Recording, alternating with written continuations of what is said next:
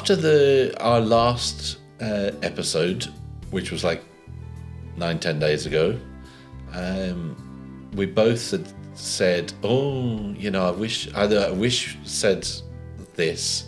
So that was the episode when we were talking about truth. Yes.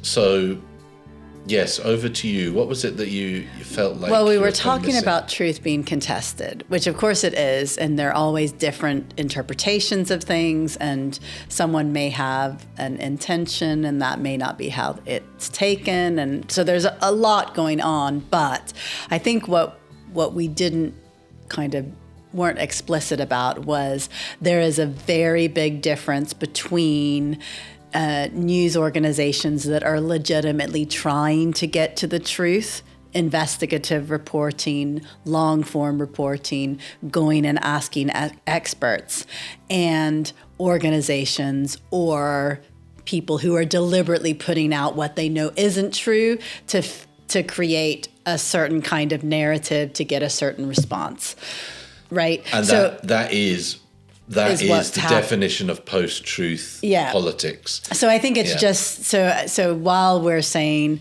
that obviously truth is contested, there is a very big difference between these two different types of organizations and two different types of people. And you need to be really careful that you are really seeking out the people who are genuinely trying to discover the truth, even though discovering it might be hard. Yeah.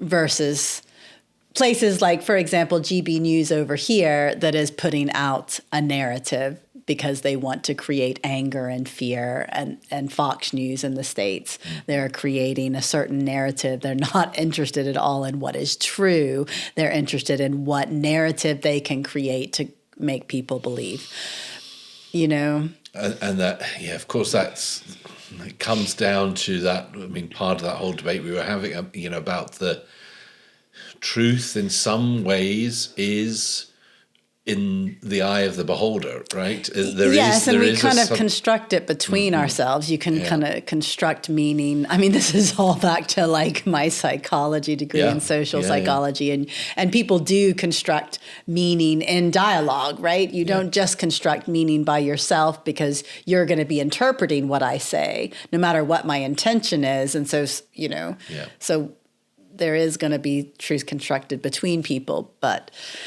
Yes, you need to ask, are the people you are listening to genuinely trying to get to the truth? Are they looking?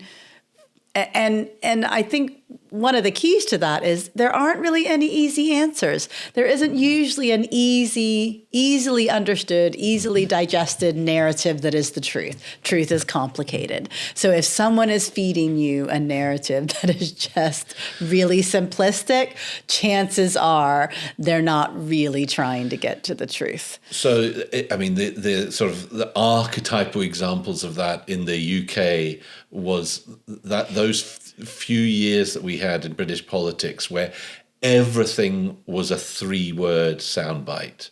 So the get Brexit done. So and that just became a mantra for Boris Johnson, it was at the time. And it was a simple, easy to digestible, understand, easy to understand. But actually getting Brexit done was hugely complicated because who even knew what Brexit people voted for? There were all these various different kinds of Brexits you could have had, right? So I mean, things are always much more complicated than these political slogans. Anyway. So there were a couple of things that I mean, the one thing that we didn't mention that we perhaps should have mentioned is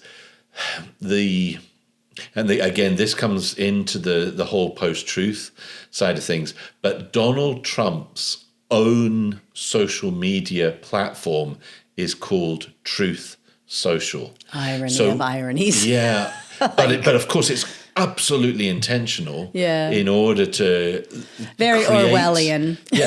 Create this idea that this is where you post truths, and you read truth things, and all this sort of stuff. So it's all creating that idea in your head that this is a place where you find truth, because it's literally on the label, but it is all bull.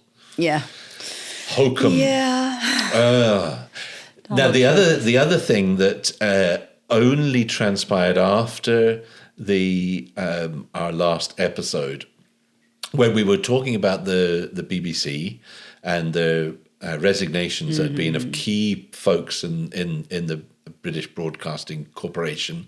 With all the furore over the kind of slightly misleading editing of a Trump speech related to January 6th. Yes, so that was one of the issues that then hit all the headlines and got the interest of Donald Trump, and now there is like attempts at a $5 billion. It's gone up. I think it was $1 billion when we were talking. Ridiculous. Now it's up to $5 billion attempt to extort the British public, the British taxpayer. Yeah, exactly. Now, so that was a legitimate. There was a legitimate query there about how you edit things. Mm-hmm. What then came out is that the person whose memo to the board of the BBC had done exactly the same thing in his memo, in that he had taken snippets of what Donald Trump had said and put them together or missed chunks out in order to create a stronger narrative for the point that he was making, which was exactly the criticism that he had made of the Panorama program. Consistency, not always a big thing, is it? Yeah, I mean, but yeah, in talking about truth and then trying to critique a whole huge organization, and you are guilty of exactly the same thing that you were criticizing. Not really surprising. I found it kind of depressing on one side, and then entirely unsurprising on the other. Mm-hmm. I mentioned to you earlier, I was at a school assembly, for a primary school assembly this afternoon, and after I'd done my wee bit, the head teacher got up and started talking about the 16th of November, which for UNESCO, which is the United Nations for Education, Science and Culture Organization, I think. The 16th of November is the International Day of Tolerance. Right. So we just barely missed it. Yeah, just missed it. I hadn't picked up on that. And it's a bit funny because I'd been looking at a lot of those for something else I was doing a couple of years ago. But anyway, I'd missed that one. International Day of Tolerance just passed. So interesting for our paradox of tolerance and all that sort of stuff. Well, Carolyn, I was wondering tonight... there's a song, famous Led Zeppelin song from 1971, which is a song about, I think it was a huge flood that took place in Mississippi back in the 20s. Right. And the kind of outcome of that flood and what it meant for the people in the communities. And the song is called When the Levee Breaks. And I just feel at the moment... that maybe we're getting there. There are so many things going on around Donald Trump, related to Donald Trump, that we must be getting to a point when the levee breaks. Well, I think I saw the latest polling, approval versus disapproval, and I think he was down to 38%. And I think it was I don't think he'd ever really gone below about 41, 42. It was like that 42 was the MAGA base, and he's dipped below that, I mean, and these are people who had been all in through the making fun of a disabled reporter, through the saying he liked the uneducated, through the bragging about sexual assault, through the kowtowing to Putin, through everything. All of the first term stuff. I mean, everything. And, I mean, who saw the insurrection and still voted for him, right?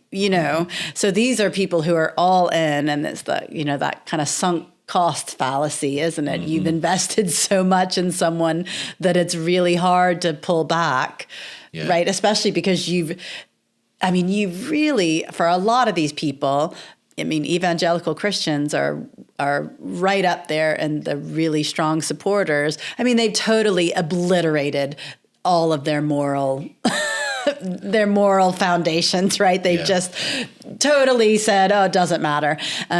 So when you've done that, it's really hard then to pull back because you've already given everything away. But there does seem, that polling suggests that there is something going on with some of them anyway. I mean, it amazes me that 38 out of 100 people in the state still support what this man is doing. But then, we've seen. I mean, obviously, with the developments this past week over the Epstein files, and really, so there was a push in the House has been for a while. Yeah, now. for a while. You've had some so there's kind of petition, wasn't it, basically, of getting these signatures, enough signatures in order to trigger. It would enforce a vote on a bill. There was no way Mike Johnson was ever going to bring a vote.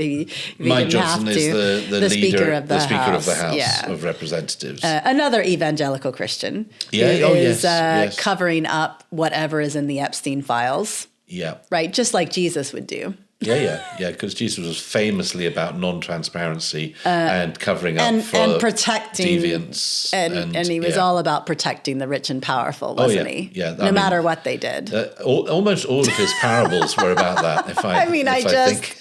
Like how these people live with themselves, I really don't understand. Yeah. But as you're talking about that kind of dipping below what you thought was the MAGA base, some of the folks that had signed on, the Republicans that had signed on to that were deep MAGA. Yeah, so the Marjorie Taylor Greenes, Lauren Boebert. Now Thomas Massey Thomas Massey's been on, and he's always been a bit of a thorn in the side because he actually does seem to be a fiscal conservative, which Trump sure isn't, right? No. I mean, he's absolutely exploded the U.S. deficit in both of his terms, right? Using government money to buy into companies. Yeah. Oh, and he's extorting. I mean, he's trying to extort the government for himself. Himself, right? Yeah. Like, it's crazy. Yeah. So that's that kind of on the top of the levee where the water's right there, and you start seeing a little dribble of water starting to come over. Maybe some of these folks that are more are they true believers? I don't know. I always feel like they're a bit opportunistic. Maybe they see that the levee's about to break, so they want to be on the right side of it. Yeah, or escaping up to Chicago, as the song goes. Yeah, yeah. They little bit of cynicism there, maybe, or they're part of. Like Marjorie Taylor Greene. I mean, she's a conspiracy theorist, right? Is part of her thing that.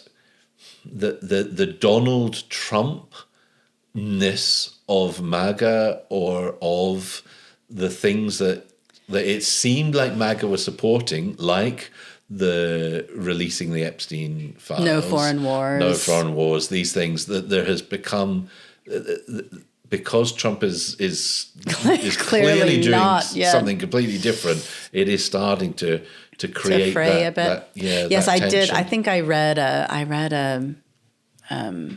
it was probably a Substack article suggesting that Marjorie Taylor Greene is sounding more reasonable, but she actually is still holding on to the same old policy pieces, like she hasn't really disavowed the anti-Semitism. She hasn't, so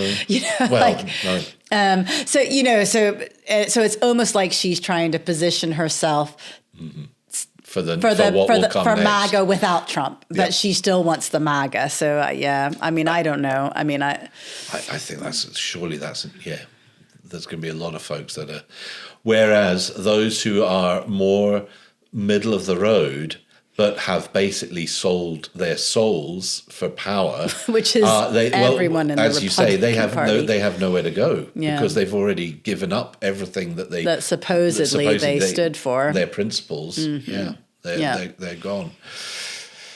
Oh dear.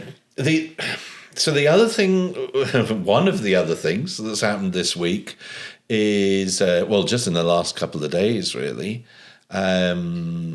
Now, just to put this into context of our previous conversations about violence, political violence, and in the aftermath of the murder of Charlie Kirk, where there was a kind of outpouring from across the all political parties in the United States deploring political violence. And the rhetoric that leads to that kind of violence. We had a short video that was, well, should we? Yeah. Have you listened to the whole thing? I mean, I've read it, but I haven't actually heard it all. I've read the transcript of it, and this is from 6 lawmakers in the who all have backgrounds in kind of law enforcement or CIA or FBI. So they have they have military backgrounds or law enforcement backgrounds, kind of thing. Here we go.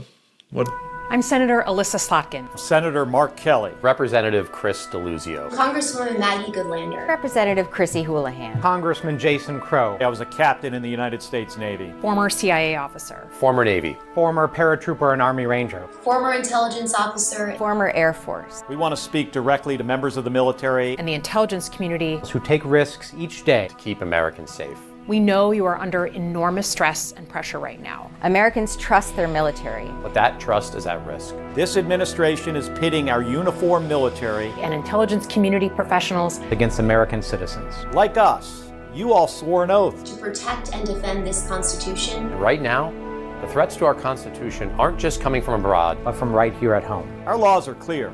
You can refuse illegal orders. You can refuse illegal orders. You must refuse illegal orders. No one has to carry out orders that violate the law or our Constitution. We know this is hard and that it's a difficult time to be a public servant. But whether you're serving in the CIA, the Army, or Navy, the Air Force, your vigilance is critical. And know that we have your back. Because now, more than ever, the American people need you. We need you to stand up for our laws, our Constitution, and who we are as Americans. Don't give up. Don't give up. Don't give up. Don't give up the ship.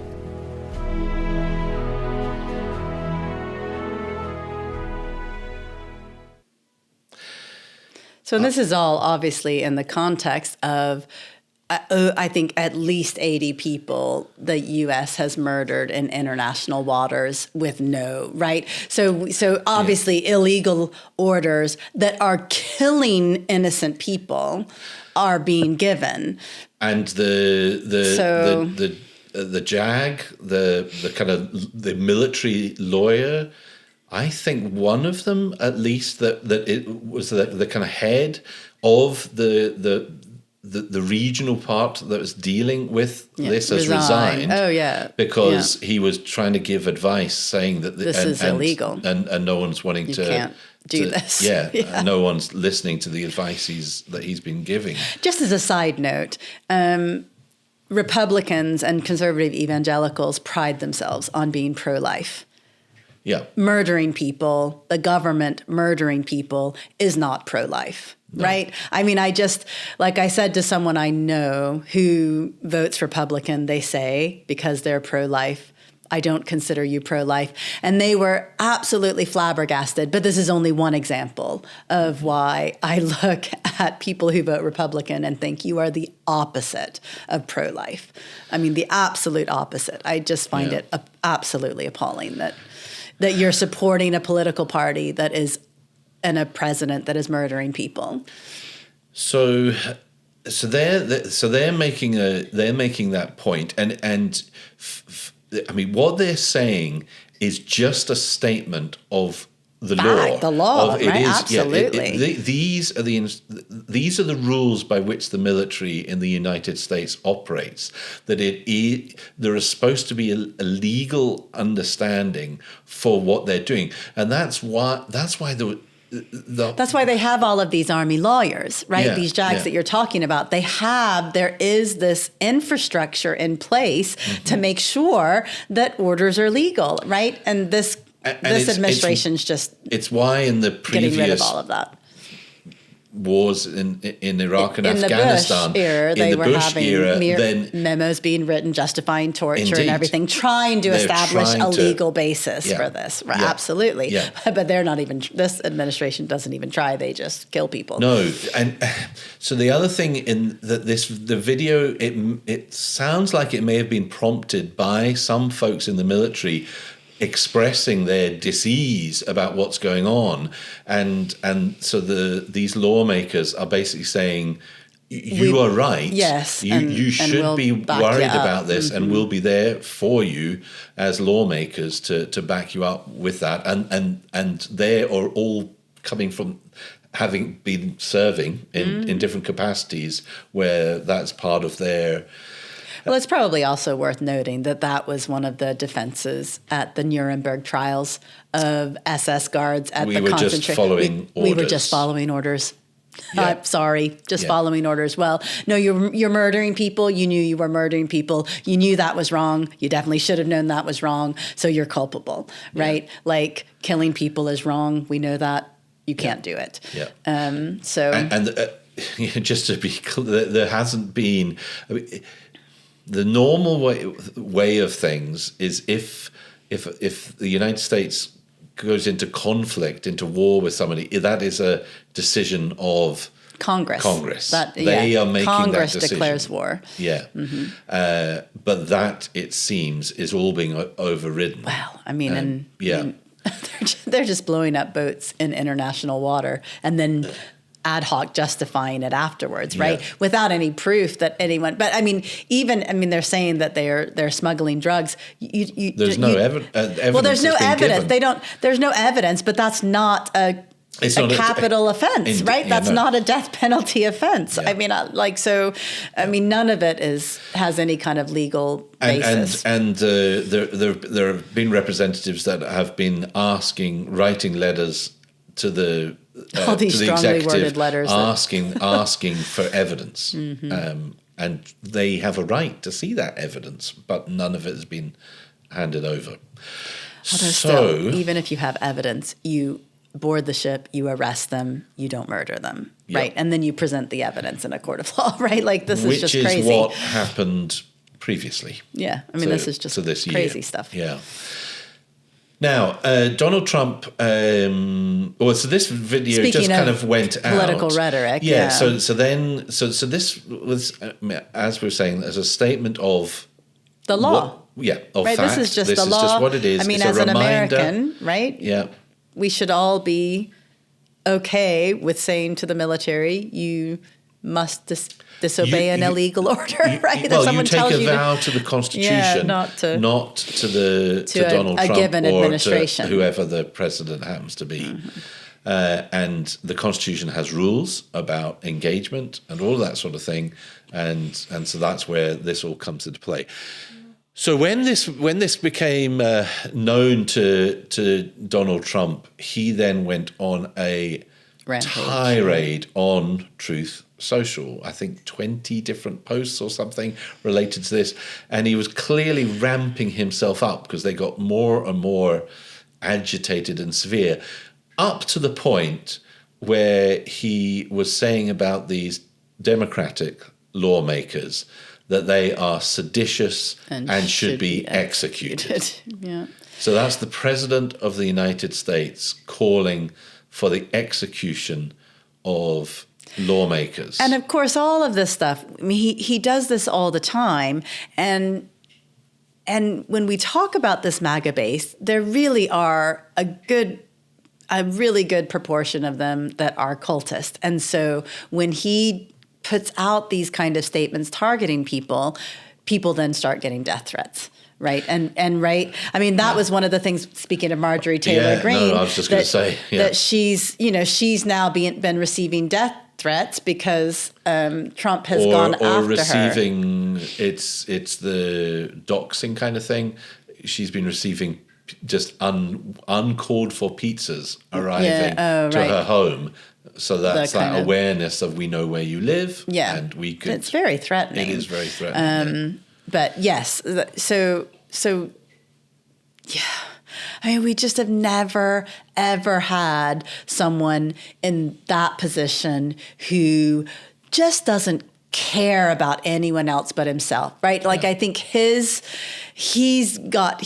receives, I mean, he's a malignant narcissist, right? So anyone criticizing him or kind of denying that he has the ultimate authority is this kind of psychic wound. And then he just lashes out because he literally doesn't care about anyone but himself.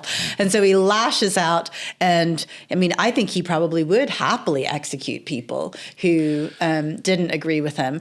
Yeah. And so he's perfectly happy for something bad to happen to them. I mean, and the January 6th thing, I mean, he was perfectly happy for something bad to happen to Mike Pence, who had been nothing but servile up until that point that he refused to try to overturn an election. Because he was following the law. Absolutely. So it's exactly parallel to this. But Trump was quite happy for Mike Pence to be hanged. You know, well, some people say that he should. I mean, like, it's just crazy stuff. So when the levee breaks, I mean, when is it gonna happen? Is it gonna be enough? I mean, that language is insane. I mean, it is properly mad. We're beyond Mad King George stuff here. But we've been beyond Mad King George stuff since the first administration. Yeah. I mean, speaking of the Epstein stuff, you know, we've got these emails that have come from the Epstein estate where Epstein is speaking to the Russians about how to handle Trump. Yeah. You know, and then when you think back to like that Helsinki meeting where, I mean, Trump met with Putin and came out, I mean, totally beta to Putin's alpha, and then just did whatever. I mean, I just remember the horror and shame of it. And of course, but then you kind of think, well, Epstein had huge amounts of compromise on obviously lots and lots of people. And if he was speaking to the Russians about Trump and how to handle Trump, what did he give the Russians, right? And so that, you know, if you're thinking in terms of that, it would make a lot of sense that the Russians have lots of stuff on Trump that Trump does not want to get out, which makes, I mean, I think he likes Putin anyway, because Putin's an autocratic dictator and can do whatever he wants and can just murder people with impunity within his own country. And there's no one, and Trump admires that, and Trump wants to be like that. So perhaps there's no compromise. It's just that he's a Putin fanboy. But it would make a lot of sense that there is material that Putin has that Trump doesn't want to be released. Yeah. You know. I think that's right, and that kind of feeds into the visit of Mohammed bin Salman. Oh my goodness! So the crown prince, and he's the prime minister of Saudi Arabia, isn't he? I think. I'm not sure. But in the royal family, ready to take on the crown, and so there was some of the engagement that there was in the Oval Office when the press were in was.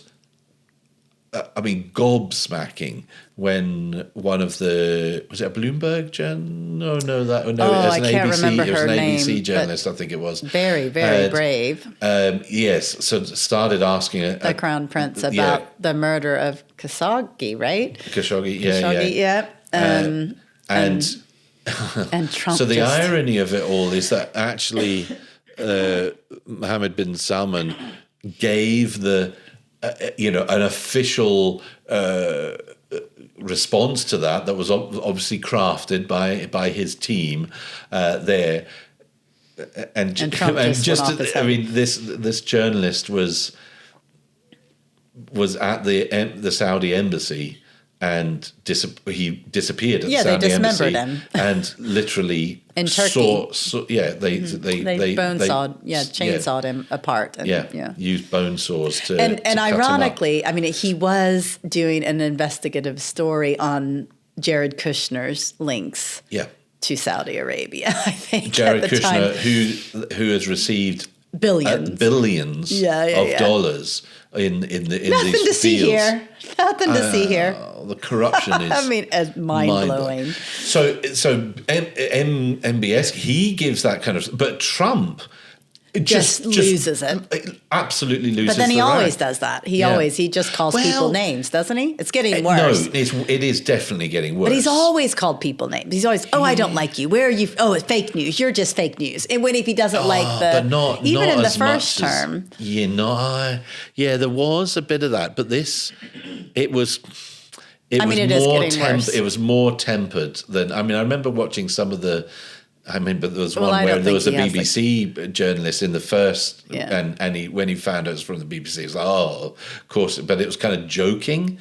This is not joking any longer. He was angry because the language he was using about MBS, it was so obvious, the admiration to be that authoritative person who can just put people... Authoritarian, right? Authoritarian, It's not but somebody who has the authority to kill people at will. Yeah, I think get that away is with it. I think that is what Trump wants. He wants to be it is the obvious explanation. And I also think, though, that he doesn't... I think he is struggling cognitively, and I don't think that he has the cognitive ability to filter himself any longer. I think that he's losing the ability to control. It is one of the things in dementia that can be that, losing your inhibitions. And so you just start saying the things that otherwise you would have filtered.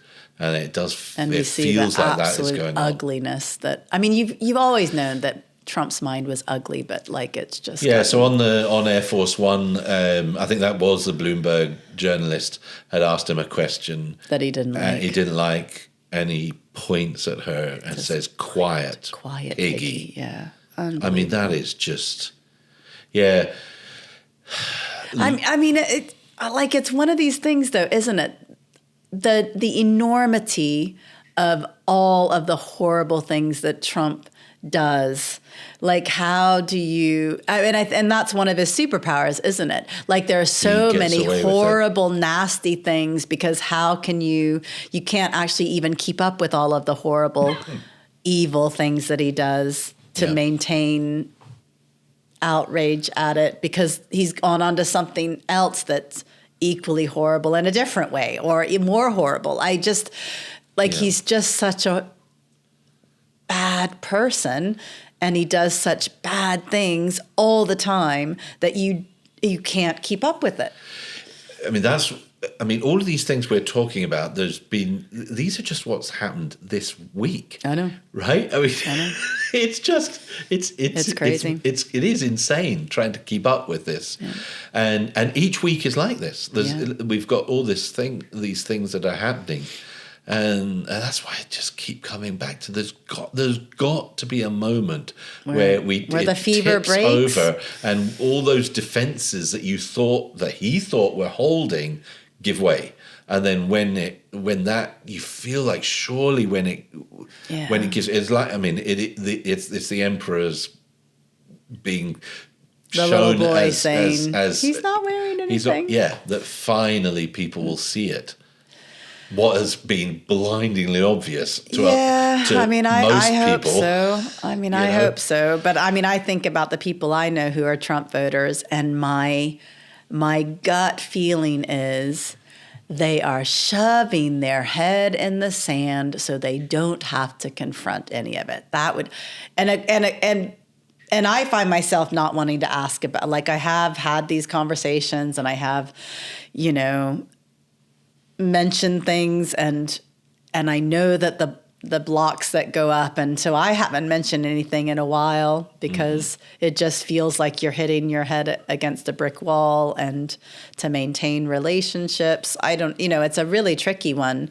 But my guess is, knowing what I know about them, is that they are just studiously making sure that they don't think about it. And they don't know, right? So, and I'm sure they're not alone. I'm sure that this is why I get a little bit. Obviously there's some movement, with 38% approval versus the usual 42. It's going down, but I just feel like there are so many are so caught up, and and they've been so kind of brainwashed. It is very culty. And if you leave, then you leave a community, and then, there's all of these identity things, and having to admit that you're wrong things, and having to admit that you were that wrong things, that is really hard to do. And it is really easy to just pretend you don't see it. Yeah. And I think a lot of people just go, I hope you're right, and I hope that the levee is going to break soon. But the levee looks that it would never give way until it does. Yeah, maybe. Maybe. Yeah. I hope, but I just it's so hard to admit that you're wrong. And Donald Trump never admits it's wrong. Oh my goodness, I don't think he's capable of but I guess that is wrong. one of the. But in a strange way, we saw it. We saw it happening in this past week with the vote over Epstein for releasing the files. And he had to sign is that it. He knew he was going to lose. He knew he was going to lose, so he had to do this about turn to make it pretend that it was his idea all along. Well, and they've just changed strategy, haven't they? Yes, they're just going to, they've try said, and hide it in a different way. We'll release what we can release, and they're going to try to redact and hold back everything that, Well, they were going to do that whatever. Yeah. But that's what's happening. So we'll see what's happened with that. One of the other things I've been kind of following is so there have been a number of cases that the Department of Justice has brought against folks like James Comey, Letitia James. So James Comey one in particular I've been watching. So the lawyer that was brought on to she's just like a cut price. She doesn't know what she's doing. I think she was. Has she ever tried a case in court? No, she's never tried a case in court. So doesn't I think she really know what she's doing. Was it kind of building law or something? I can't remember what form of law it was. They can't actually get proper people to do this stuff, can they? Because this was ridiculous. If you're going to take a former FBI director, to court, you would want your top lawyers doing that. You would think. But of course, all of the top good lawyers lawyers are not going to touch it with a barge pole, right? Because they know it's just a So they had scam. to get someone in. So not that I'm a big Comey fan, but what has come out with Harrigan, isn't it? I think the lawyer. Because she didn't know what she was doing, she has made so many mistakes. It is gobsmacking the mistakes that have been made. I think she was saying that you have to assume that we have more information here than we're actually giving you. So this is to the grand jury. Yeah, so in the American system, to indict him. It's crazy. The kind of there's evidence given at a grand jury that they have to agree it reaches a certain threshold that then an indictment can take place and the case then trial. kind of proceeds from that. But it's very unusual not to get an indictment, right? Because the standard of proof is so much lower. In any big kind of district, there'd be one or two a year or something like that. It's very unusual not to get an indictment. So she had brought evidence to the grand jury. You use that instead of actually providing the evidence, saying, "Oh, we've got lots of other evidence, and you don't really like him either, do you? So maybe you want to just go along these lines."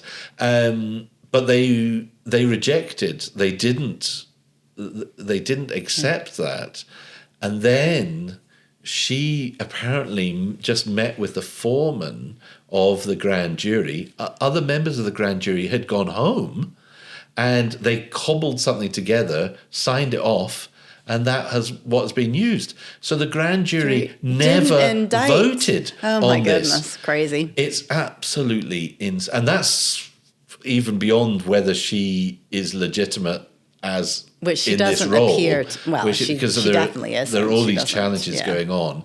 And is this just a vindictive case that's been brought? Which of course it is. Well, we know it is, but providing the evidence for it, I believe, is quite challenging. So there are Comey has all of these different outs now because it has been handled so incompetently. Well, I mean, I mean, there was never a case there to begin with, right? I mean, so how do you, it was a malicious prosecution because Trump sees Comey as his enemy. Yeah. So how do you do... I mean, this is why they have to get someone who doesn't know what they're doing to do it, because anyone who knows what they're doing knows there's no case there and they're not going to sully their reputation. I heard a lawyer, I think it was a lawyer, saying something along the lines of the reason that this lawyer, who I think had formerly been one of Donald Trump's. Well, yeah, but hadn't she been one of like a model? Oh, I don't know. Earlier before she became a lawyer. Maybe, probably. One of his swimsuit competitions or whatever. Yeah, I don't know. The easiest way to see that she is unqualified for this role is that she took it on. Yeah. As anyone with her background looking at what you're being asked to do would say, "Oh, no, I'm not the person for this job." But that she took it on gladly. But I think the whole government is being run by people who are way out of their depth, right? But they sure don't think they are. Yeah. Confidence can be a dangerous thing. Or else possibly they do realize that they're out of their depth, and the only reason they have their job is because of Trump, so they owe him absolute loyalty. I mean, that's what happens in these autocratic states, isn't it? Where there are no really standards other than loyalty to the autocrat. Yeah. You end up with a completely incompetent government because you have a lot of second, third, fourth rate people. Mm-hmm.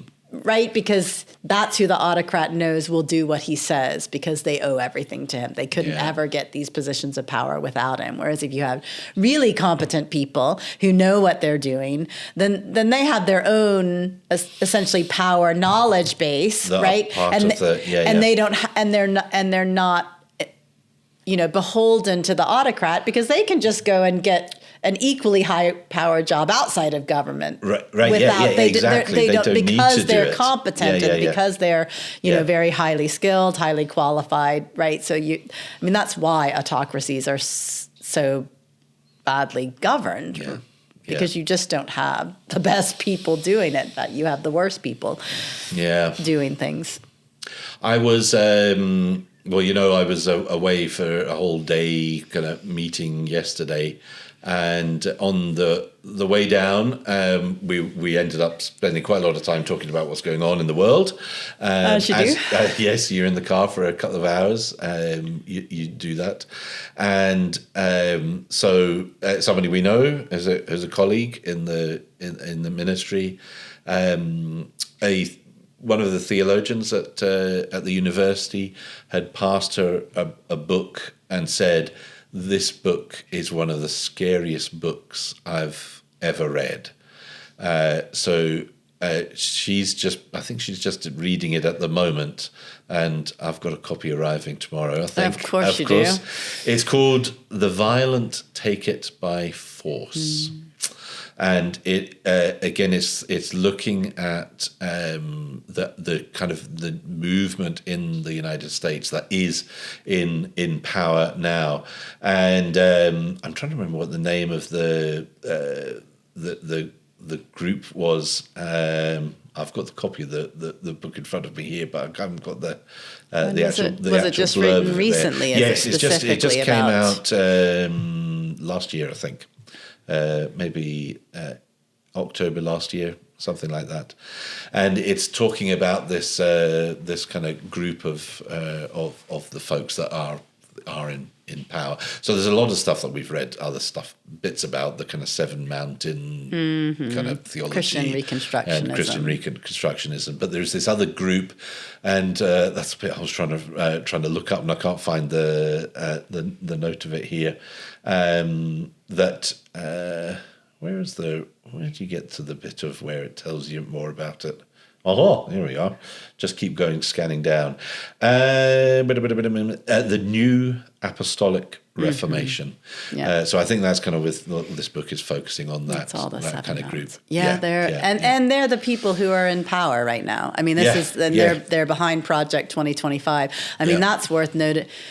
Had you seen that the Department of Education has put out a list of degrees that they no longer consider professional degrees, so that you can't qualify for loans to get these degrees. Wow. Nursing, nurse practitioners, teachers, social workers, occupational therapists, physical therapists, speech pathologists, no longer professionals. Holy cow. What is all of these professions are what? Women dominated. Yeah. Right? Of So, course. So there is Is that in Project 2025? As a specific one of their... but there is this, they want women out of the workforce. Yeah. They want women barefoot and pregnant and having more white babies. Yeah. Right? So there is this, I mean, all the anti-DEI stuff is all about saying women aren't qualified. I mean, obviously Black people aren't qualified, but women, I mean, we want white men in charge of everything. But yes, all of these things. So as a teacher, I'm no longer a professional. You're okay. Am I okay? A theology degree is still a professional degree.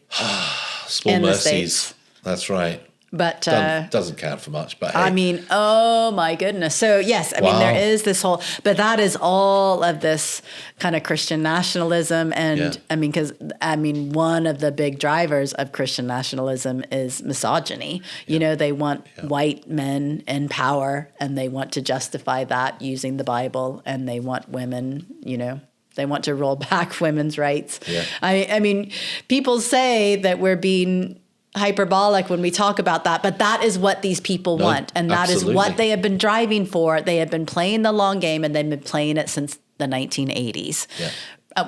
The 1980s with the moral majority, but like Rushdoony, right? That goes back into the 50s. I mean, they've been playing a really, really long game, and it's coming to a head, and scary stuff.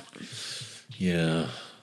But yes, so all of these things are no longer professional degrees. That's amazing. As a teacher, I'm not a professional. Nurses are not professionals. Speech therapists are not professionals. Occupational therapists, nurse practitioners who not professionals. A nurse anesthesiologist, not a professional.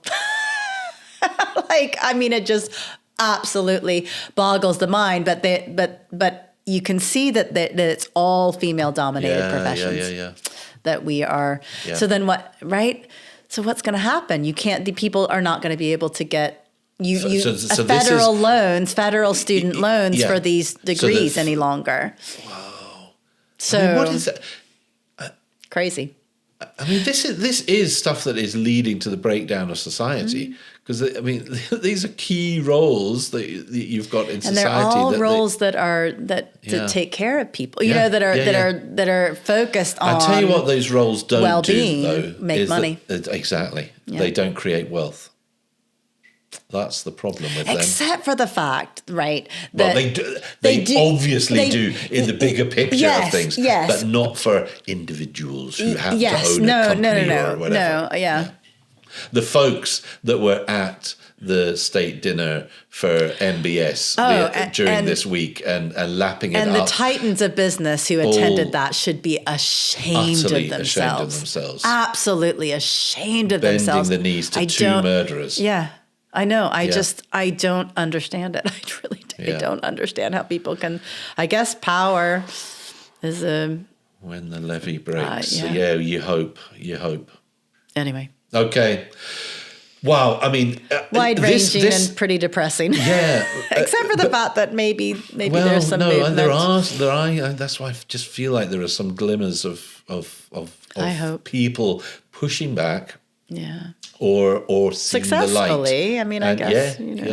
I guess the whole release Epstein stuff has passed. And whether or not you get what you get released, but at least. But it has Trump rattled. He is clearly rattled by it. This is the Republican Party has been lockstep with him so far on everything, and this is they're different. Not. Yeah. So And so that's like, yeah, that's a hopeful sign. That's a good thing. All right. Yeah. Enough. Right, on to you next. Let's take a little break. Okay, my bit. Well, I was saying I could speak about last weekend, but also this weekend, run it all a bit together. Because last weekend I went down to Glasgow and Sophia and I went to see Hamilton. So it was an early birthday present from the kids. Not the town, Hamilton. No, Hamilton the musical, Glasgow. which I know like everyone has already seen, but I hadn't seen it and Sophia hadn't seen it. So we went together and it was really, really fun. I enjoyed it.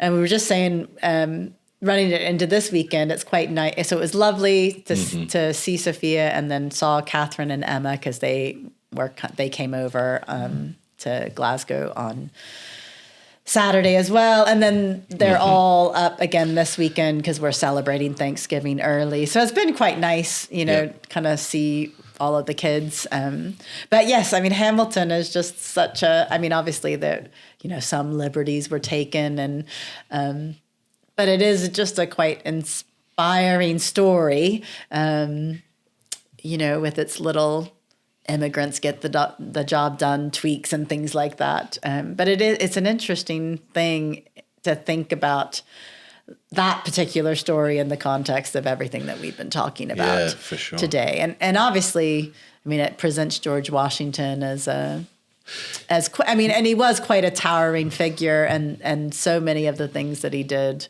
were very, very good. The whole stepping down after 2 terms, right? I mean, that was a precedent that he set about leaving power, not holding on to power, which, but of course, obviously a flawed man who owned slaves, right? Yeah.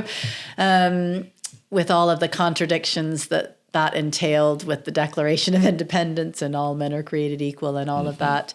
But yes, I mean, it's just, it was, I mean, it's good fun. And it also just makes you think about the ideals that were there, and America's never fully lived up to these ideals, but these ideals that were there and that people have been kind of striving for, because there's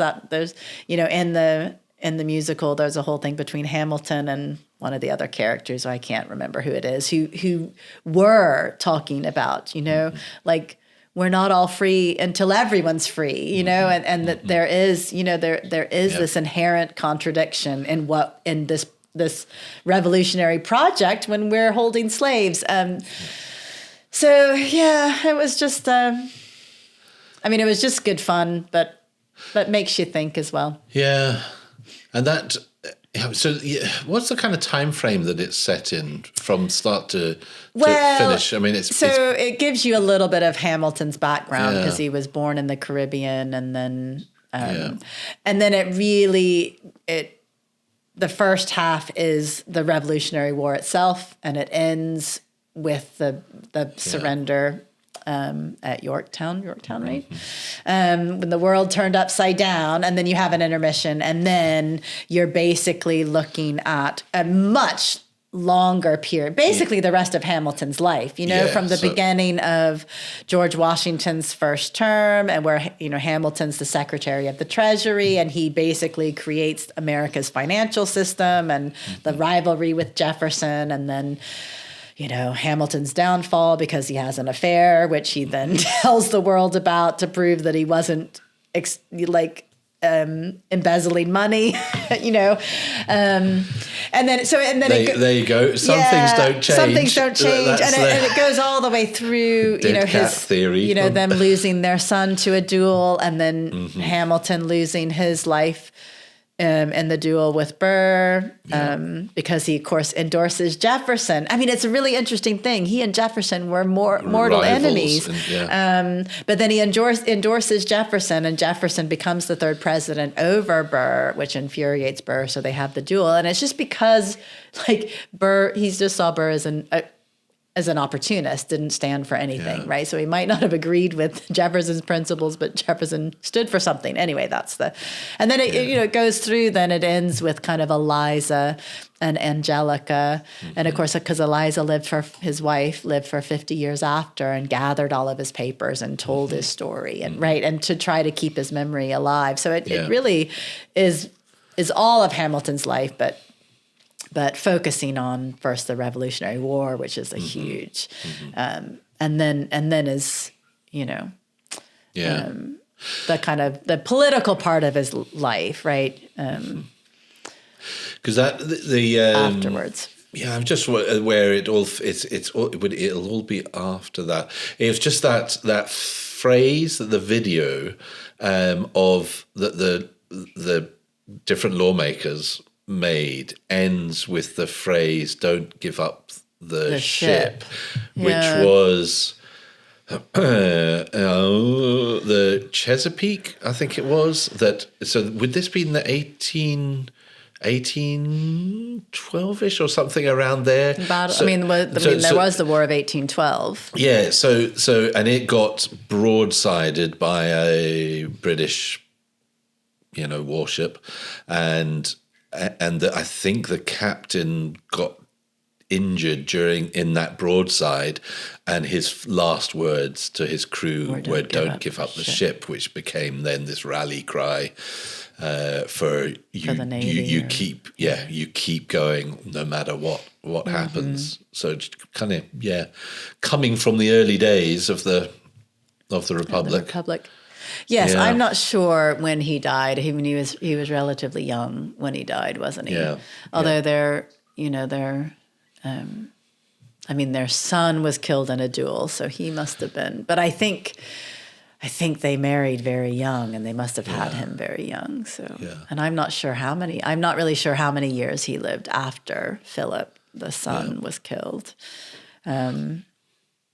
The musical itself, I haven't actually listened to it. I listened to it a lot when it first came out. And I was glad I knew most of the songs. I think it would be hard to go into it not knowing, because the music is so fast. Yeah. If you didn't know it. Did people sing along? No. Thank goodness. No, that would be awful. It would, but these things happen. You come to see the performers sing, not your fellow theatre goers. Anyway, Indeed. It was good fun, and it is lovely to have Sophia's arriving soon. Imminently. I'm sure we'll be getting a call. So anyway, lovely to have everyone up for Thanksgiving, which we'll celebrate tomorrow. Yeah. Lovely. And find some things to give thanks for. Indeed. Yeah. It has been a very snowy few days up here. It has, yeah. And last year, so 2 years ago, we have two electric cars. We both have electric cars, and I just got second-hand, but a switched car, maybe like a month before. We then got absolutely dumped on with snow, and I literally couldn't get the car out up the driveway, and then the road up. I did one day with the help of neighbours pushing up. It was so bad. So when the last winter came on, I thought, right, I'm going to get tires. They're all season tyres, so not even proper winter tyres, but because you can keep them on the car all year round, and. Made such a difference. Oh my! So and I'd got them fitted like 2 days just by chance before we then had a huge dump of snow, and it was amazing. Yeah, because you just cruised on up without a care. Whereas in the world. My poor car, without the all-weather tires, it was a struggle to get out. We were having to quite often get up in the morning to push you up the hill to help push and digging out, and then it was all a bit touch and go to try to get out in the morning. But it is one of these things. Usually, when you're out on the main roads, then you're fine. So yesterday it was really snow. There was a this amount of snow on top of the car. Lots and lots of snow. But once I was up onto the main road, it was all fine. It's and then I had like 100 miles to drive, and it was all fine. But because you've got a new job out in the country, I really need to get you tires for your car as well. And so I had got it all arranged, but then we got the snow all hit before.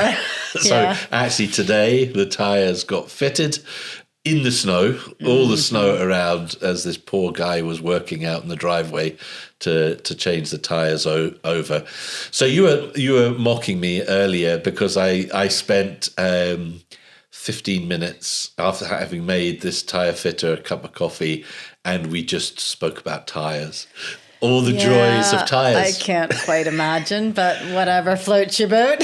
Speaking of, and then ships. Andrew and I had been having an intense discussion over dinner just a few nights earlier, which was all about Formula One tires. Yeah, and of went course right over my head. Yeah, I couldn't understand why you were not engaging in this fascinating conversation we were having. Okay. Because of all that metal and 2 tons of stuff that is hurtling down the road, the only bit that actually is in touch with the earth are the tyres. Those little contact patches on the tyres. So it is incredibly important for your safety. So I don't feel the need to discuss it with anyone. I wouldn't have anything to say about it. This is why you need folks that are the nerds that will go and do the research and make sure that you've got the pucker safe tyres when you then go scootling off out into the country on these roads. I took one of our daughters into town. She's meeting a friend, I think for a couple of drinks since she's up for the weekend. And it was very nice to have these new all-weather tires on because I just was up and out of our housing area we're on a bit of an incline and it is very icy and snowy. And I think without those tires, I would have struggled. I don't think I would have gotten out and there wasn't any issue. So it was lovely to be able, and I wasn't worried about coming back. So, and for driving out into the country, I'm awfully glad to have tires that will grip the road a little bit more than my previous ones did. Yeah, I mean, I don't know what the case is in the States, but on the continent, when in the winter months, it is the law that you need to have tires that have, it's called the triple peak sign, which is the symbol on the tire that it can cope with the snow and ice appropriately, which these tires do. And if you've never used, and neither of our cars are 4-wheel drive, but the difference it makes is absolutely astonishing. So for safety's sake, highly recommended. Well, I'm glad that I have all-weather tires. Me I too. don't really want to talk about them. I don't have much to say about them, but I'm glad that I do have tires with more grip. So, I will need to find somebody else to chat tires with. Probably and I did will have a need to. captive person who was getting paid to do tires today, so all good. Satisfied my need. Anyway, the snow hopefully should be gone in the next couple of days. It's supposed to warm up, so the snow should melt over the weekend. If we get another dose, we are ready. We are ready. We are ready and for no it. doubt we will get more snow at some point. Yeah. But I'm ready for it to be gone at the moment. Good. All right. If you are over in the States and having your Thanksgiving, have a wonderful Thanksgiving next week. Yeah, that we're would be a bit good. early. Indeed, we are. But the food will be good. Yes, the kids love the Thanksgiving dinner. They say it beats a British Christmas dinner by a mile. Because there's way more sugar involved. There's way more sugar involved. That's true. I do an American, a Southern American Thanksgiving, so there is a lot of sugar involved. Yeah. We only do it once a year, so I think that's fine. You can get away with it. Absolutely. Okay, right. We'll see you soon. Bye, everyone. Bye.